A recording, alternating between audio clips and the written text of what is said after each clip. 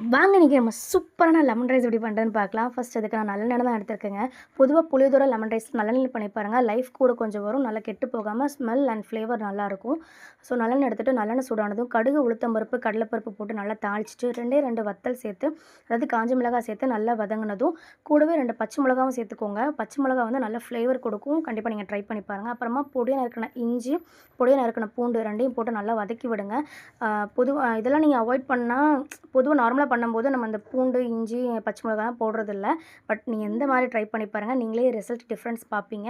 அப்புறமா ஃப்ரெஷ்ஷா உள்ள கொஞ்சமா கருவேப்பில அதையும் போட்டு நல்லா தாளிச்சுட்டு, அப்புறம் இதுக்கு லெமன் ரைஸ்க்கு நல்லா கலர் கொடுக்கறதுக்காக கொஞ்சமா மஞ்சள் தூள் சேர்த்துட்டு, இந்த தேவையான அளவுக்கு உப்பு சேர்த்து நல்லா வதங்குனதும், நம்ம பிழிஞ்சு வச்சிருக்க அந்த லெமன் ஜூஸ் இருக்குல்ல, அதையும் சேர்த்துட்டு அந்த லெமன் ஜூஸ் வந்து கொதிக்கிறதுக்கு முன்னவே லைட்டா சூடானதுமே, நம்ம நல்லா வடிச்சு ஆற வச்சிருக்க ஆ சாதத்தையும் சேர்த்து நல்லா கிளறி விட்டுட்டிங்கன்னா, சூப்பரான லெமன் ரைஸ் ரெடி ஆயிருங்க. கண்டிப்பா நீங்க ட்ரை பண்ணி பாருங்க.